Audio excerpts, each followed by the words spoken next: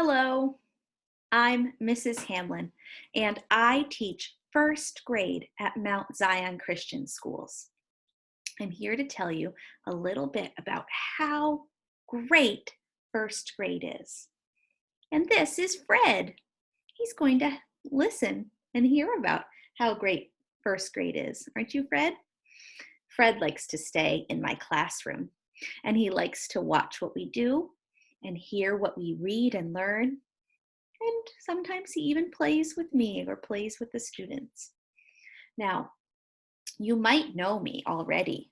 You might have seen me at Mount Zion, helping with recess or helping in the hallway or doing special things with first graders and other students. Or maybe you don't know me yet.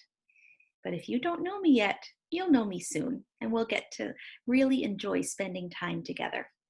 Right, Fred? Now, some of the things that are so great about first grade are having your own desk. It's so wonderful to have your things inside, to keep everything just where it goes and having it ready for learning time. It's a nice place to do work. Another great thing is that we have a first grade library. It's full of books about so many things. And as we grow into really strong readers in first grade, we get to use those books for fun and for practice. Isn't it great, Fred? Yeah. We also do so much math and science and Bible. It's really awesome, and the kids just love learning so much together with Mrs. Hamlin. Now, we do always have a snack and lunch every day, and we have 2 recesses every day to play together and to learn how to be good, kind friends, to learn how to play and have fun and enjoy the world God has made for us. Another thing that we really love about first grade are read-alouds, when Mrs. Hamlin reads stories to us. So before I go, I thought I could read to you, Fred, and to these kids who are listening, one of my favorite books. It's called Stuck by Oliver Jeffers. Do you want to hear it, Fred? Okay, maybe Fred can sit on my shoulder while I read. There, Fred. You'll be able to hear the story. So here's what it looks like. Stuck by Oliver Jeffers. The words are stuck in the tree, aren't they? It's very silly. I think you'll like it. Here's the boy carrying a kite. Here's what it says. This is the beginning. It all began when Floyd's kite became stuck in a tree. He tried pulling and swinging, but it wouldn't come unstuck. The trouble really began when he threw his favorite shoe to knock the kite loose. And that got stuck too.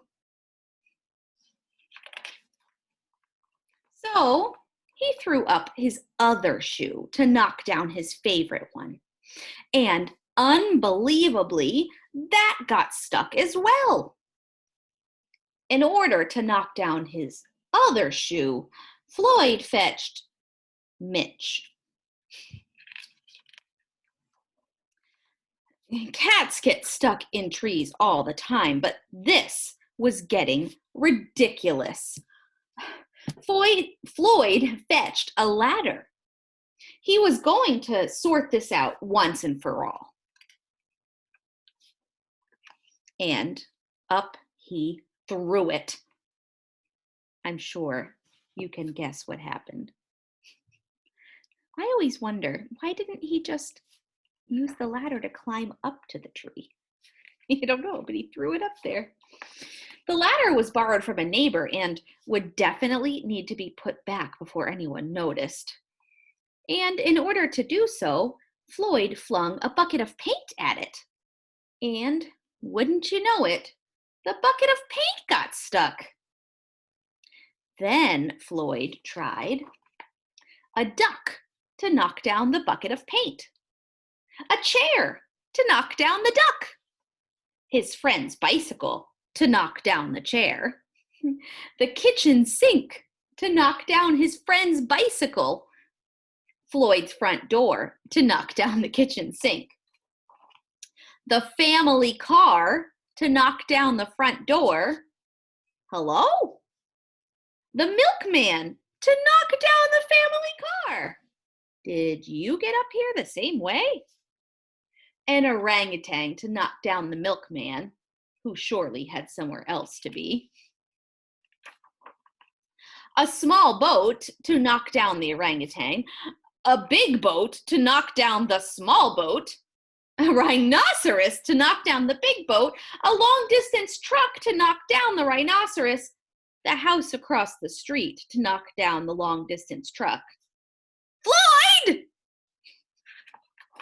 A lighthouse to knock down the house no longer across the street. Hi, what are you doing?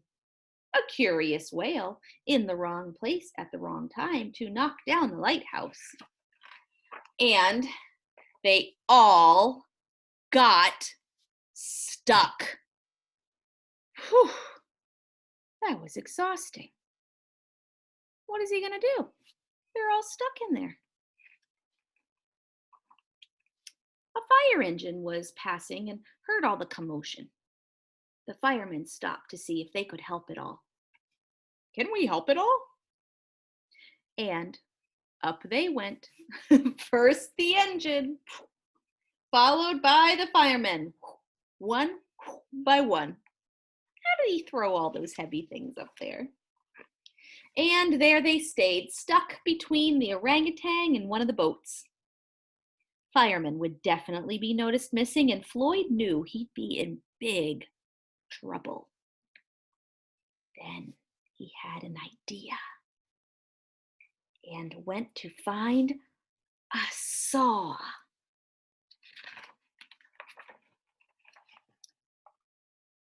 He lined it up best he could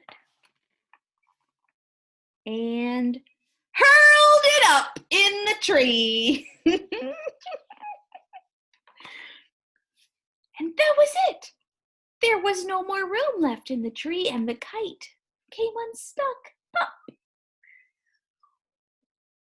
Floyd was delighted. He had forgotten all about his kite and put it to use immediately, enjoying the rest of his day very much.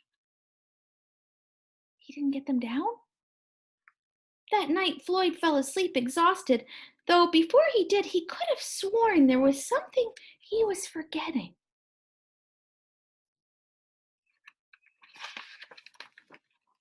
Hang on a minute, lads. I've got a great idea. Everybody's still in the tree. Do you think that firefighter will be able to get them out with his great idea? Oh, it's such a silly story, isn't it, Fred? I really like that one. It's fun to hear about all the crazy things that Floyd threw up in the tree. And we do so many read-alouds in first grade. It's one of my favorite parts, and it's one of the reasons it's so great. I hope that I get to see you soon, and thank you so much for watching and learning about what makes first grade so great. Bye-bye.